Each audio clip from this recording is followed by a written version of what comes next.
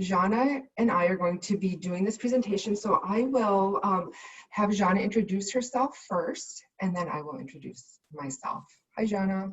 Hi, welcome everybody. My name is Jana Netterfield. I'm a community health program coordinator here at Allina Health, and I have been doing mindfulness work for quite a few years, and also have a lot of experience not caring for myself very well, and being on a journey of really learning how to take care of my body and spirit and emotions and health.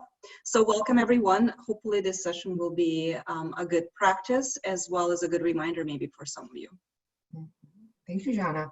And my name is Stacy Bessinen, and I've worked for Allina for about 20 years, and I teach mindfulness classes and resiliency classes of all ages. And my ultimate goal is really to help people live their best life, making goals for themselves and following through and really making those goals happen for themselves. And so today, as we're talking about self-care, it really is very independent and individualized. So I had to look up how many people are in the world and what's the population. And of 2020, there is 7.8 billion people in the world. And so that means there is 7.8 billion different ways that people can use to, these little tips for different people to help themselves to self-care.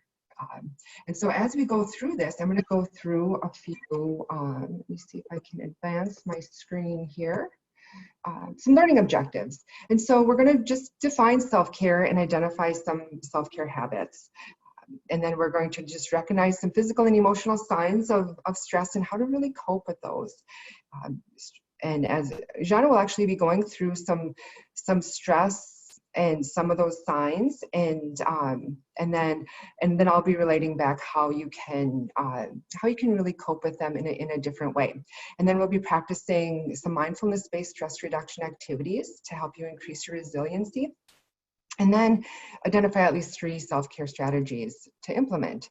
And so today we are really going to be introducing a few self-care techniques, and we'll take some time to explore a couple of those, and others we'll introduce, but they will definitely take a little bit more independent reflection time. So we won't be spending as much time on that, but we'll be introducing those. So feel free to, sit back and relax, take a couple of deep breaths.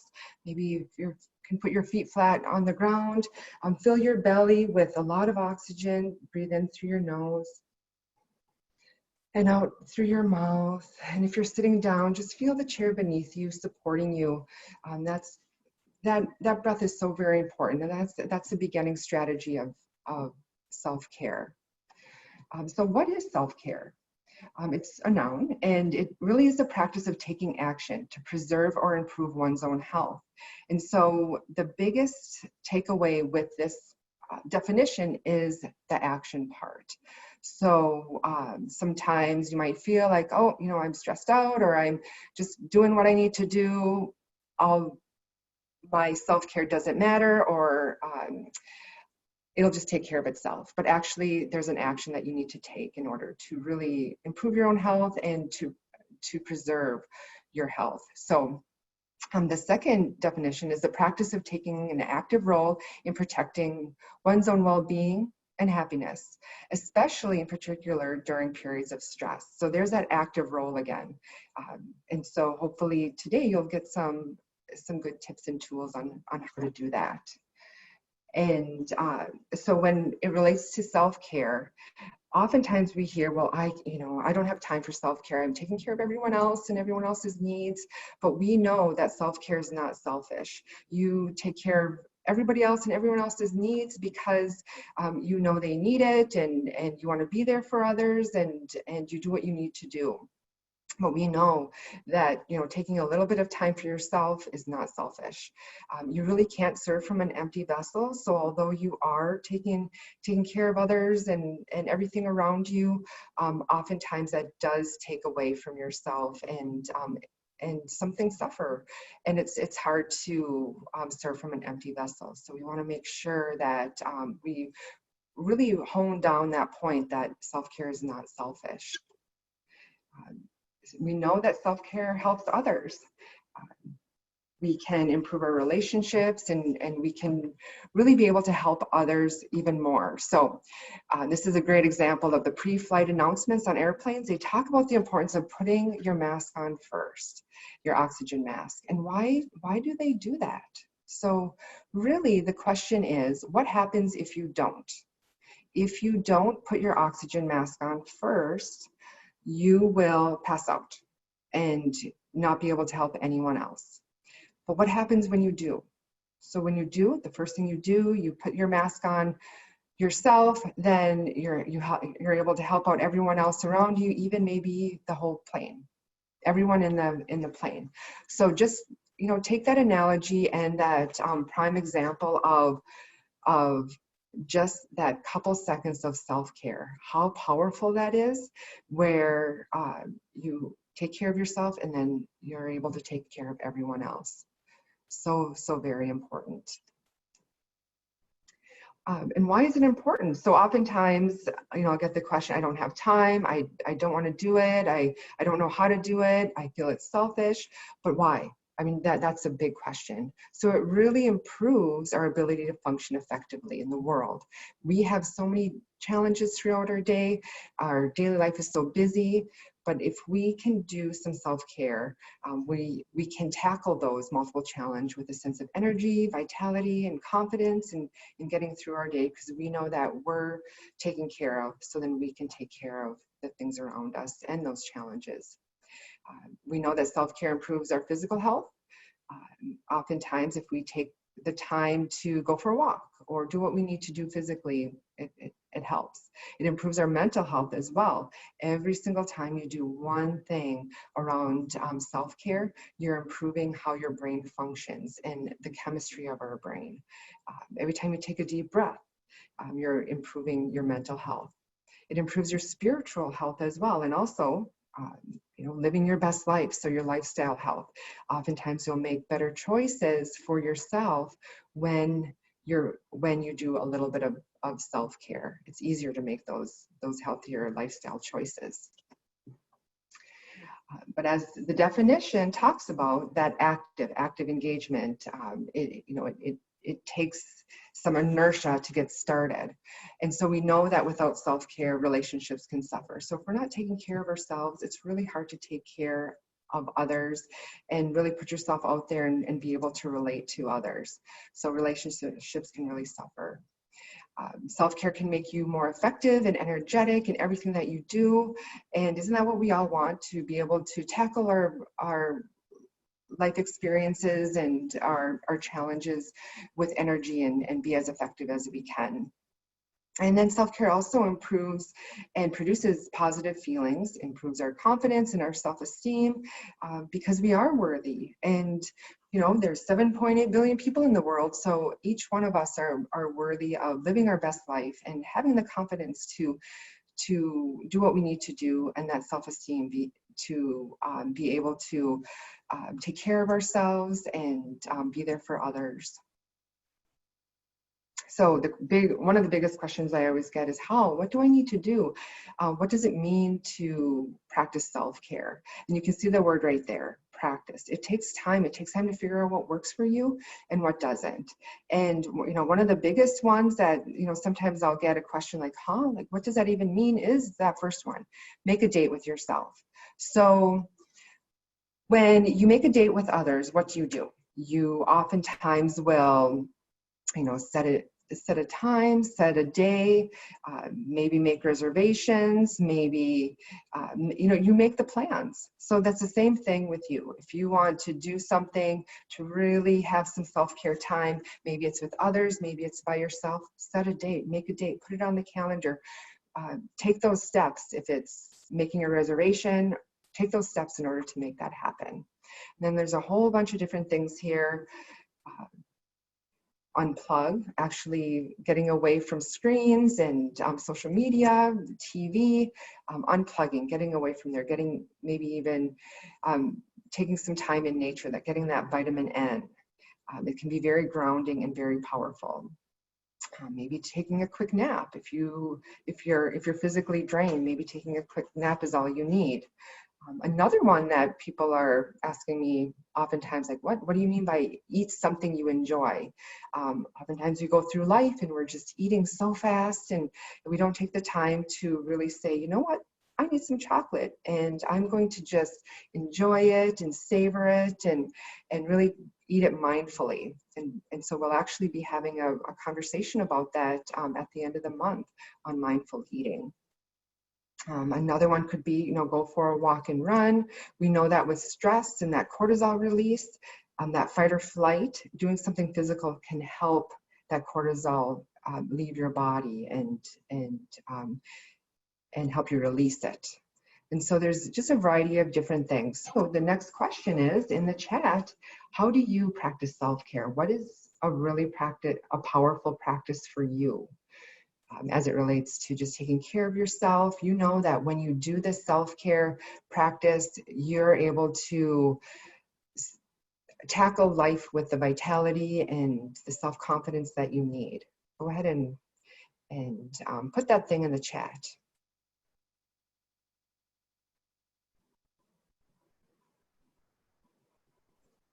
I have some good responses. Quite a few folks saying reading, journaling, morning exercise routine, taking a walk, nature, relaxation, yoga, walks, taking walks, gardening or cooking, cuddling with my pups, meditating, using Will app, camping, decluttering, that's a great one too, being outdoors, singing to myself, long baths, music, grandchildren, laughter, Play-Doh.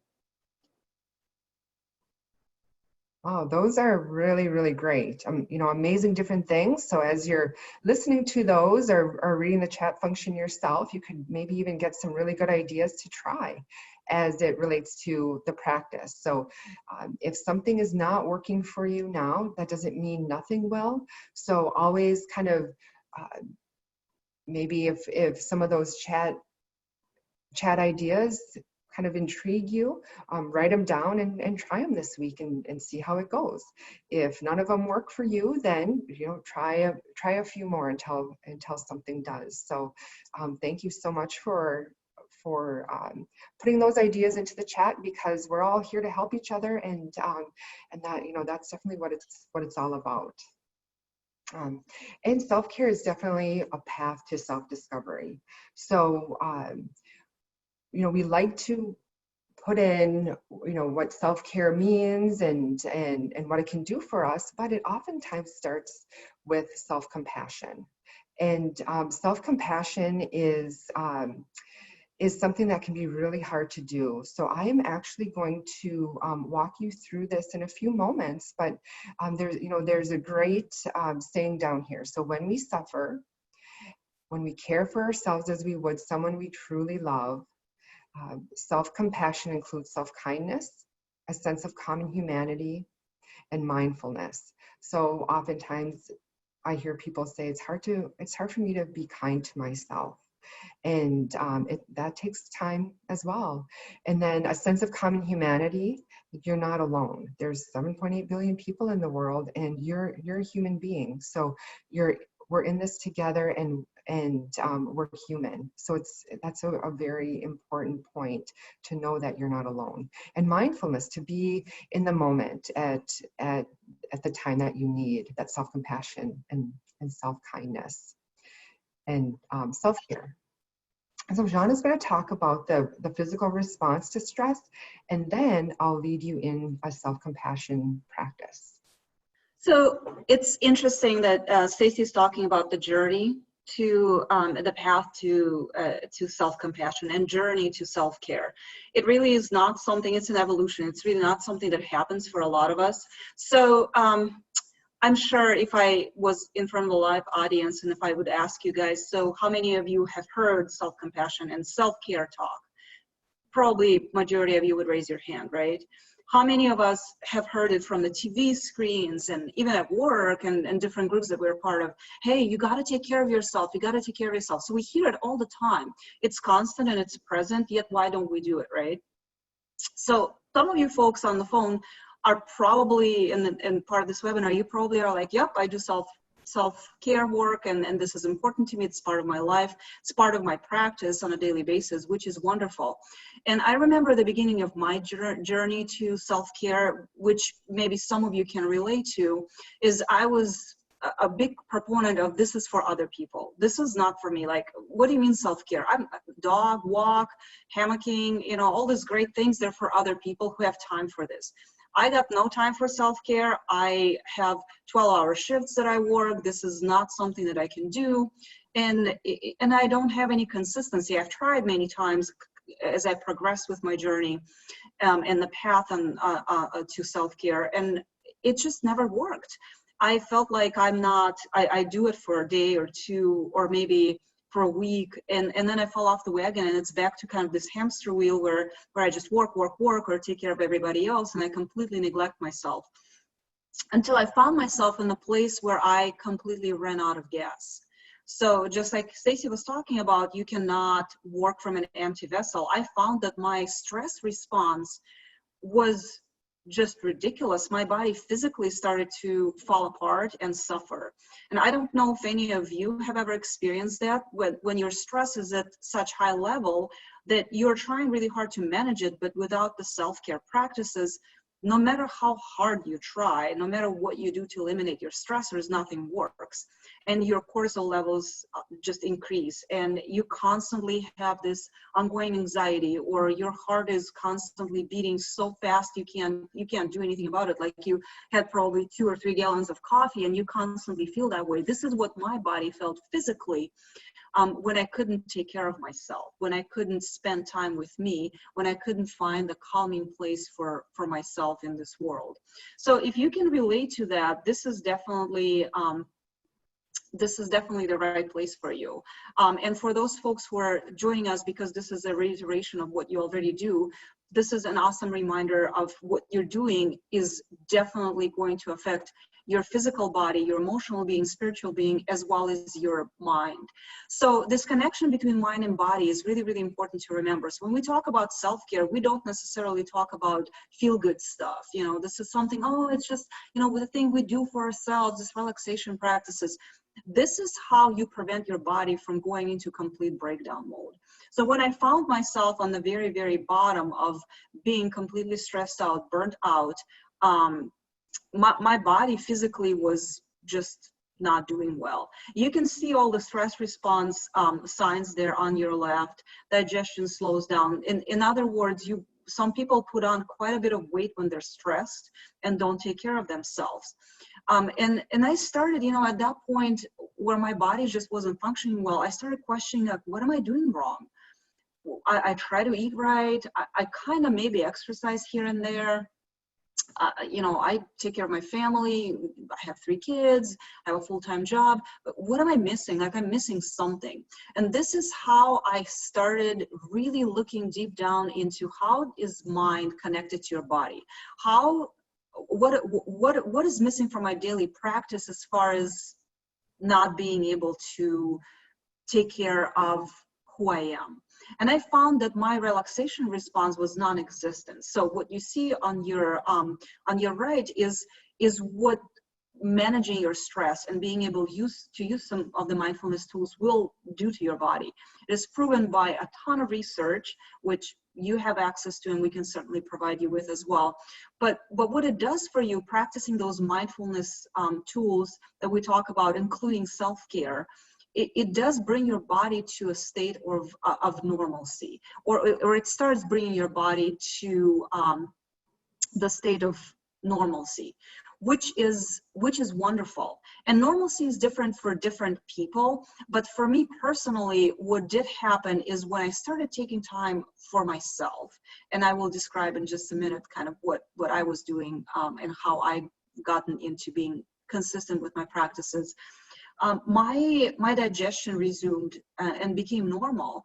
It is amazing how many people we talk to on a daily basis sometimes who say, well, you know what, I started meditating, or I started going for a walk on my lunch break instead of eating my lunch, staring at the computer screen, doing all the work. And suddenly I feel better, and I feel like my body operates better internally. My intestinal tract just works well. So that is wonderful, and your blood will flow back to your organs. Your vision a lot of times becomes clearer. So that mind and body connection is so essential to understand and really embrace.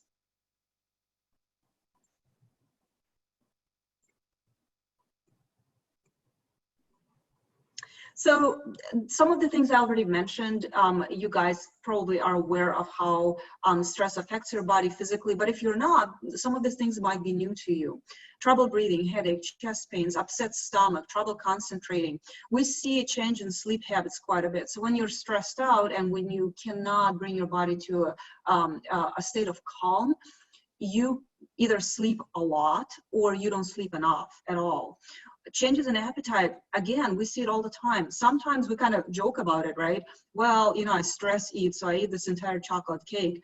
And I'm not taking it lightly, or I'm not really making fun of it, because ultimately this is how our body responds to an enormous amount of stress. Sometimes we stuff ourselves with food we don't even like, and sometimes we can't eat at all.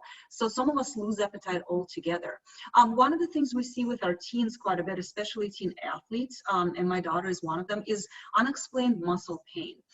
In fact, I ended up taking my teenager to the doctor quite a few times with some muscular pain that we couldn't define a cause for.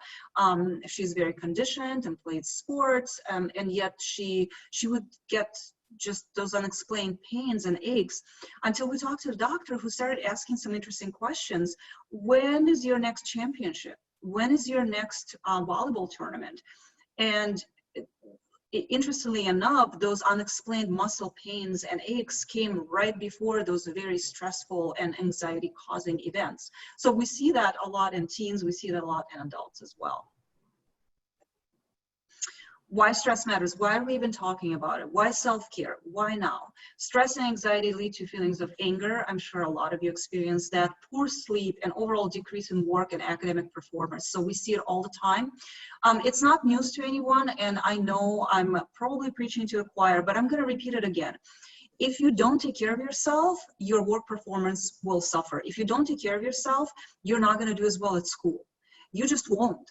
Research shows that if you do take breaks frequently throughout the day, short breaks, they don't have to be long, it can be a minute or two, or just a few moments to breathe between meetings, your performance at work is going to be a lot better. And academically as well, if you do practice self-care, if you do practice and use some mindfulness tools, you're going to do much better at school. And there's a ton of research related to it. And I think we need to remember that as we go through the day and trying to plow through all of our 25 meetings that we crammed into an 8-hour day somehow, right?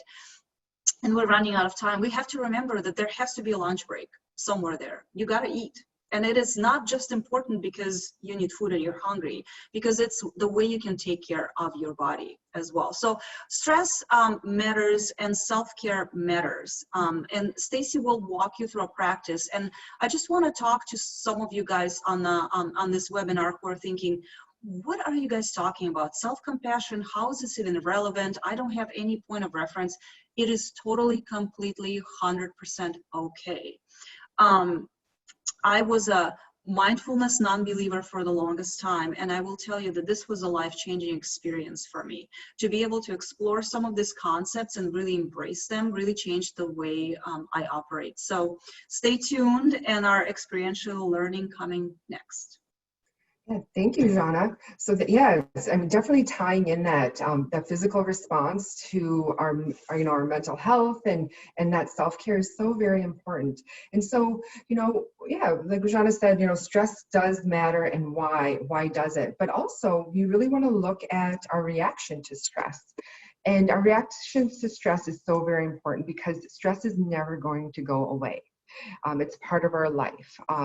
There's good stress and there's bad stress, and we would not even get out of bed if there wasn't stress and good stress. So that reaction is really where our empowerment lies. And so I love this quote by Viktor Frankl. He said, "Between the stimulus or the stressor and our response, there is a space. And in that space is our power to choose our response. And in our response lies our growth and our freedom." And so that is so very important. Our reaction to stress is so very important. We can either react positively or we can react negatively. And so there's really a lot that goes into this, and we often call it the two arrows. So the first arrow as it relates to stress is the stressor. So once that stress is shot at us, that first arrow is painful. It can be very, very painful. And then our reaction can be that second arrow. That second arrow of our reaction can really cause a lot of pain. So our ultimate goal is to find those self-care reactionary tips that help us so that when stressors happen, how we react doesn't have to be painful as well. So oftentimes our ultimate goal is not to shoot that second arrow and cause more pain. So I'm going to walk you through that space and the awareness of that space and how we can continue to go through that. So what I want you to do is put your feet flat on the floor if they're not, or just in a comfortable position. Take that deep breath. And as you exhale, just allow yourself to sink into the supporting chair beneath you. You can close your eyes if you'd like, otherwise you can leave them open, whatever's comfortable for you. And I want you to just bring to mind a time in the very near past that kind of caused you some stress.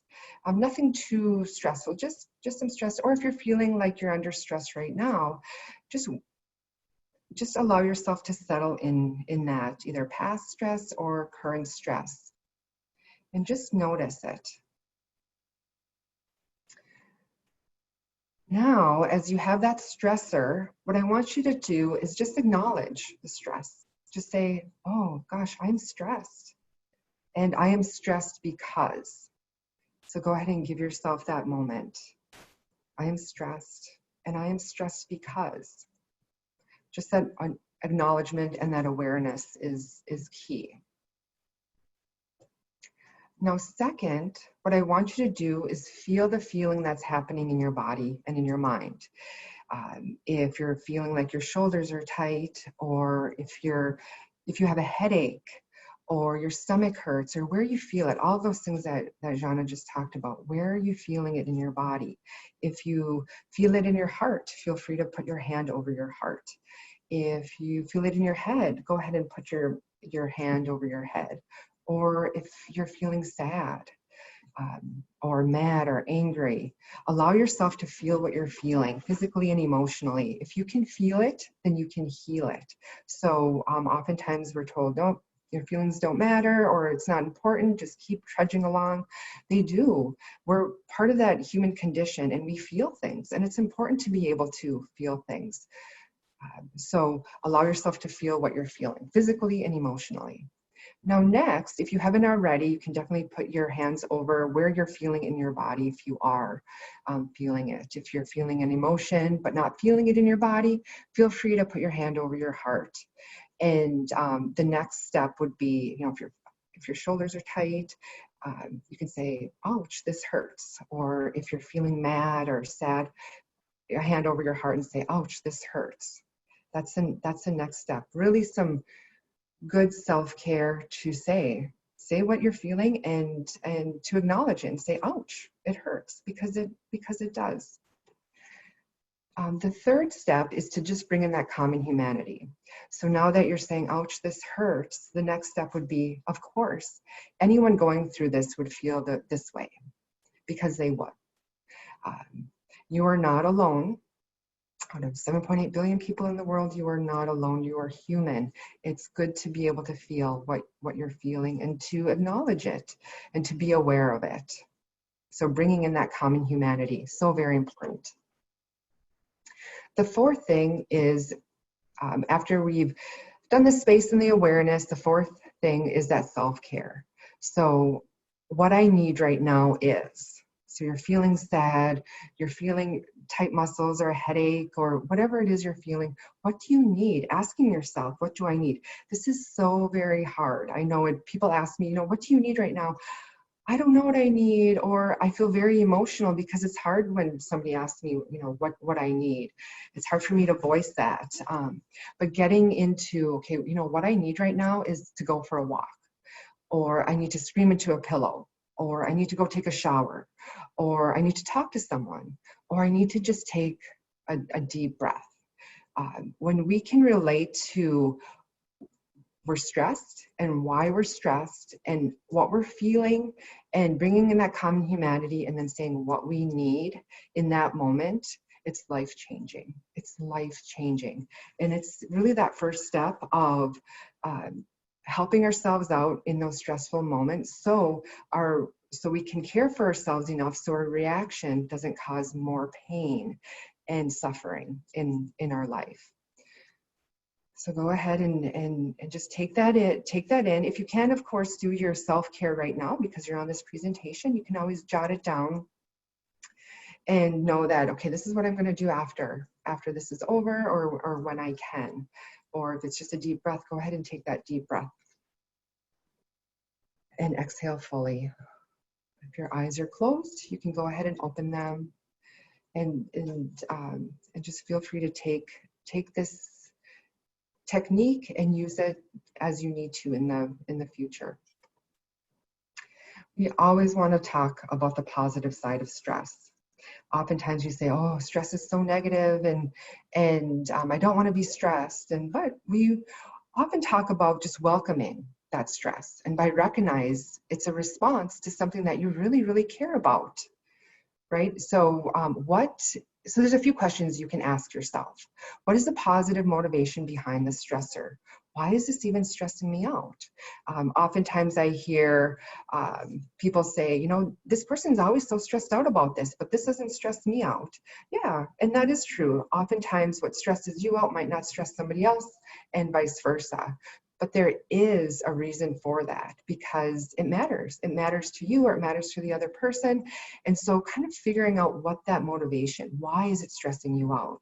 What is in that stressor that you care about so much that you respond to it?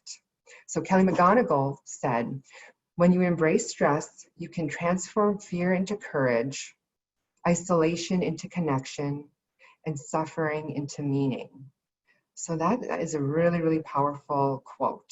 Fear into courage, right? That's what we need, is we need to have the courage to be able to really look at why we're stressed and what that positive motivation behind it is, and really look at that fear and turn it into courage to really take care of ourselves. That isolation into connection. Oftentimes when we're stressed out or we're not taking care of ourselves, we want to go and isolate ourselves and not connect with people. So embracing stress allows that isolation to turn into connection and that suffering into meaning. We're all suffering. How can we best take care of ourselves to turn that suffering into meaning so that we can learn more about ourselves on this journey? So I really, really like that quote. So I know there were some comments in the chat box. Was there any that you wanted to mention, Jana? So somebody asked if we are going to share the slides with participants. We will send out a follow-up email with the survey within 24 hours after we're done with this presentation, and we will attach the PDF of the presentation as well. So you'll be able to see the slides, yes. Okay, great, wonderful. Okay, and then we can definitely, we'll have some other reflective questions that we can add to the follow-up email as well. So, okay, so now that you have gone through a little bit of that space and awareness, then the next big thing is to have compassion for yourself, and that can be really hard. It can be so very hard. And so I want to take you through a little experiment, a little practice that can help you if you have a really hard time being very compassionate to yourself. And so it's called loving kindness. and self-compassion. So again, feel free, feet flat on the floor, taking in a deep breath. When you're taking that deep breath, kind of bring your shoulders up to be able to fill those lungs even more. And then as you exhale, shoulders back and down, chin in a little bit for some, to allow those lungs to fill with oxygen fully. And just allow the chair to be able to support you as we go through this. So as you settle yourself into a comfortable position, if you'd like, you can put your hand over your heart or another location that is soothing, as a reminder to bring not only awareness, but loving awareness to your experience and to yourself.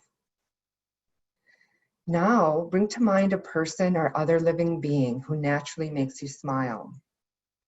This could be a child, grandmother, an animal, a pet, anyone who naturally brings happiness to your heart. Perhaps it's even a bird outside your window. And just allow yourself to feel what it's like to be in that being's presence. Allow yourself to enjoy the good company.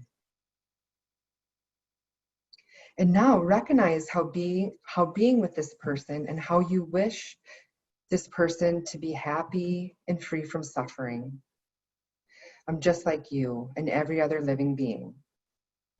What I want you to do is to repeat softly and gently to yourself, feeling the importance of these words. May you be safe. May you be peaceful. May you be healthy. And may you live with ease. May you be safe. May you be peaceful. May you be healthy. May you live with ease. And if you notice your mind has wandered, return to these words and the image of your loved one you have in mind. Savoring any warm feelings that may arise, and just take your time. And may you be safe. May you be peaceful. May you be healthy. And may you live with ease. And now add yourself to your circle of goodwill, putting yourself with that other being, enjoying that good company, putting your hand over your heart if you'd like, and just feel the warmth and the gentle pressure of your hand. And just for a moment, just rest in these words. May we be safe. May we be peaceful. May we be healthy. May we live with ease. May we be safe. May we be peaceful. May we be healthy. May we live with ease.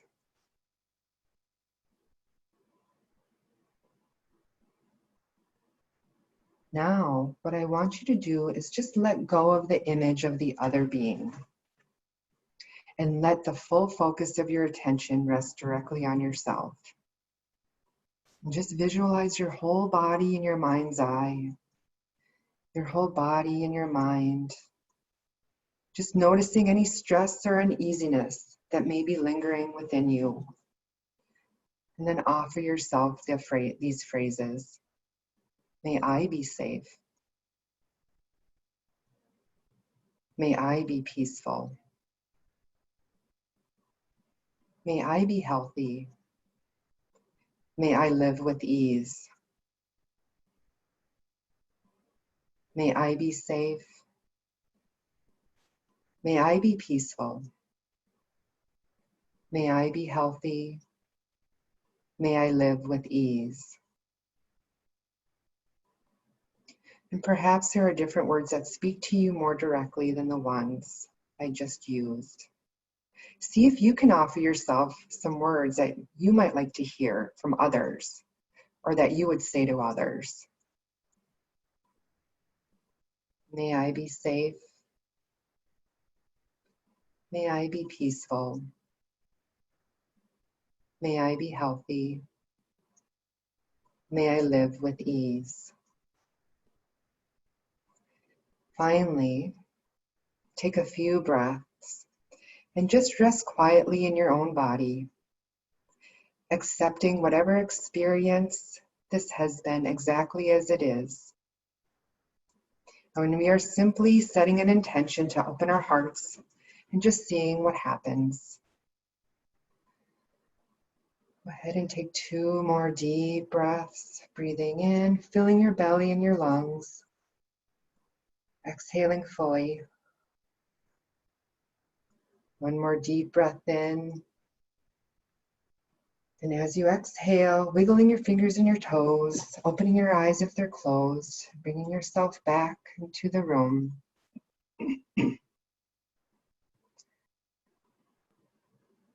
And just notice how that was for you. We always start with another because self-compassion for others tends to be easy. And then we bring in ourselves into that mix because that seems to be okay too, because there's another being there. And then once we drop the other being and bring just ourselves, sometimes that can be a bit harder, but hopefully you had the feeling of that compassion in you because that other was with you at that point. And that's always the start of bringing that self-compassion to yourself and continuing to practice that. It can be really hard, but it's worth doing, and it's worth finding those words that really speak to you, and continue to have that practice for yourself. So we have just a few minutes left, and I think one of the things to remember with self-compassion, like as a human being, this never resonated with me when I started my mindfulness practice. I don't know how to give myself grace, or I didn't at the time, and it didn't resonate with me at all. So when I started looking into what it stems from and how I can take better care of myself, one of the things that came to mind is a really good self-care practice for me was getting rid of some of the toxic relationships perhaps that I had in my life. And I never thought of it that way until I dug into the values work. So values work, we're not going to spend a lot of time on it today. We just, for the sake of time, we don't have a lot of time, but I really encourage you to look into it in more detail on your own. It's things you believe that are important. Value work can help you determine your priorities and figure out why you are the way you are, so that you can stop apologizing to everybody else around you for the way that you are. This is one of the things that we can do to give ourselves more grace, to have more self-compassion, is to determine those loving boundaries for ourselves, and sort of stop explaining maybe some of our behaviors that we don't deem are difficult or bad, but others might label as such. So when you think about your values, when you think about things that are your priorities in life and what really stands out to you, when you look at this list, I want you to think, maybe pick 5.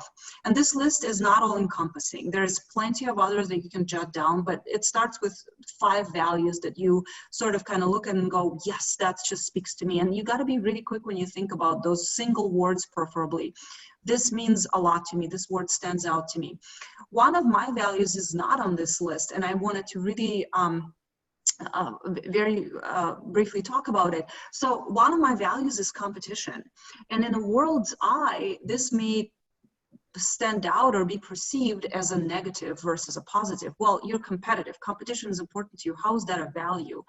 But this is defining myself. This really helps me understand who I am, and really, just like I said, stop apologizing for wanting to do better, for wanting to bring more to the table, for wanting to contribute in the best way possible, for wanting to give 120%. So some of those values that are value to you might be perceived as unvalue or non-value to somebody else, and that's totally okay. As soon as you start narrowing the list down to maybe 3 or even top 1 that you have, you will really get a really deep sense of who you are as a person, and allow that to define you versus somebody else defining who you are and labeling you for who you are.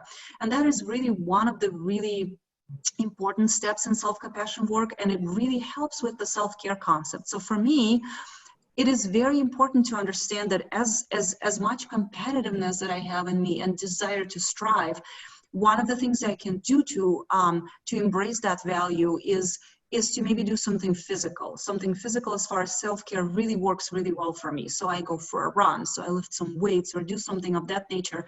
And it really gives me a sense of accomplishment and also sense of peace physically and emotionally. So a lot more to be said about this. I encourage you to explore this. This is a huge part of self-care work as well, defining your values and figuring out where you stand with that.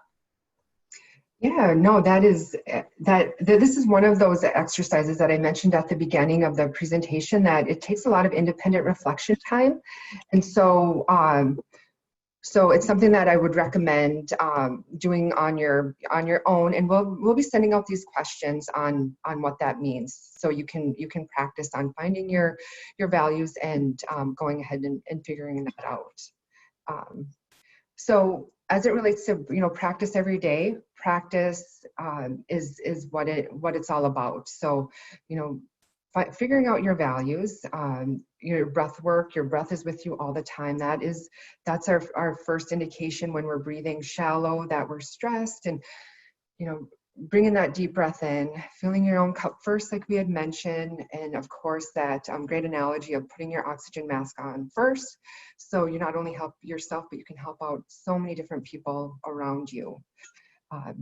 This is another practice that you can do. It's on the Change to Chill website. Feel free. It's another avenue of the values circle, or the values work. And you can download this right on the website. Under resiliency, determining your values, there it is, right under the value circle worksheet. And you can find a lot of information on our website. Feel free to sign up for our newsletter. We have a lot of things coming out around resiliency, and all you have to do is put in your email address and hit subscribe. We have some upcoming sessions. We have Staying Connected While Physically Distant, and that's in 2 weeks from today. And then we have Mindful Eating will be our last session, and that's in 3 weeks from today. Let us know what you think. We'll be sending out a survey within 24 hours. Please fill out the survey and send it back to us. Check out our website, and feel free to email us at changeachill@allina.com. And just know that we'll send out those resources for you in the upcoming follow-up email. Okay, we'll be staying on for a few minutes if you have any questions, and we can chat through those. Thank you for joining us today. Thank you so much for being with us today.